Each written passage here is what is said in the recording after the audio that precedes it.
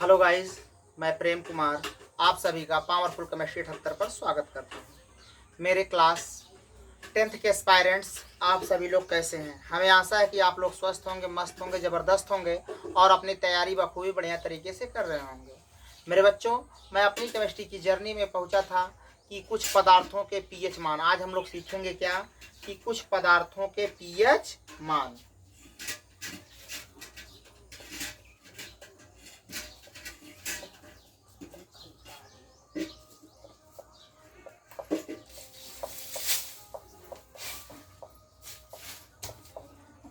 कुछ पदार्थों के पीएच मान मेरे बच्चों एग्जाम के पॉइंट ऑफ व्यू से बहुत इंपॉर्टेंट है।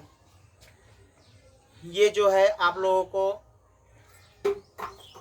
हर साल बहुविकल्पी में पूछे जाने वाला प्रश्न 1 या 2 नंबर का जरूर ये पूछता है। जैसे क्या देखें, पहले पदार्थ और उस पदार्थ का पीएच मान और पदार्थ का पीएच मान देखेंगे ध्यान से। जैसे पदार्थ में क्या, लार कब, खाने से पहले, खाना खाने से पहले।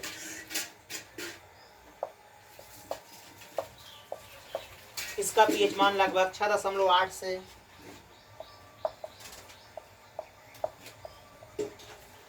7.4 के बीच में होता है। और लार का पीएच मान देखो, खाने के बाद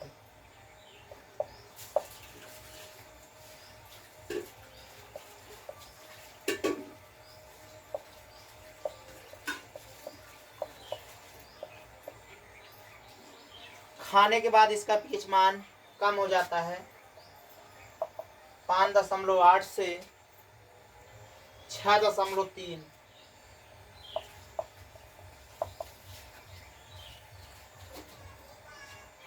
नींबू का रस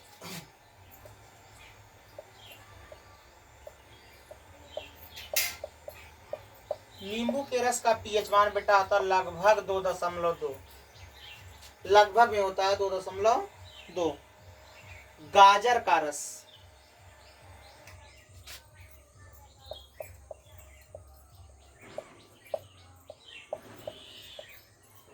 लगभग 6.4 इसका पीएच मान होता है।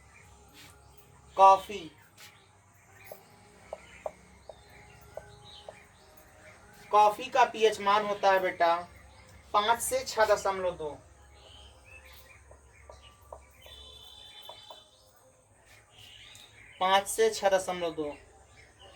टमाटर का रस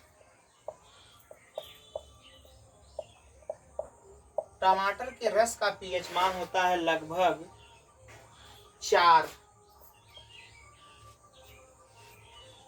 नल के जल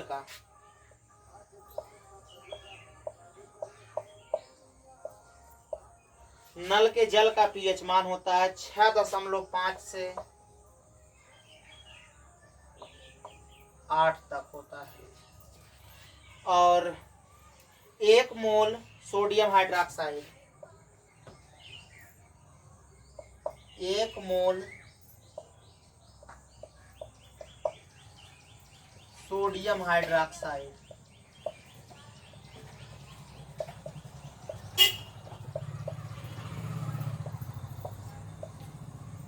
और 1 मोल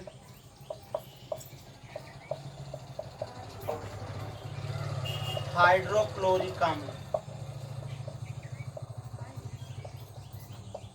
इसका पीएच मान लगभग 13 से 14 और इसका पीएच मान लगभग 1। लार का पीएच मान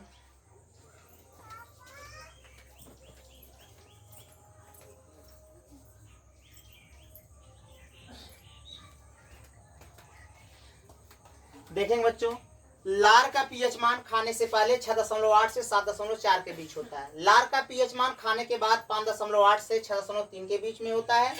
नींबू के रस का पीएच मान 2.2 होता है। गाजर के रस का पीएच मान 6.4। कॉफी का पीएच मान 5 से 6.2 होता है। टमाटर के रस का पीएच मान 4।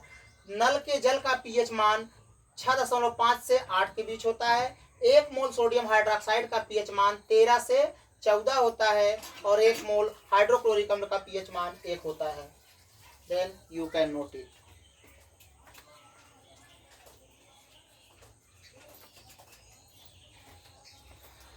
ओके बच्चों, आज बस इतना है। इसी तरह से बने रहिए पावरफुल केमिस्ट्री 78 पर। अपने दोस्तों को शेयर करना, सब्सक्राइब करना, लाइक करना, कमेंट करना बिल्कुल ना भूलें। So thanks, all the best, best of luck.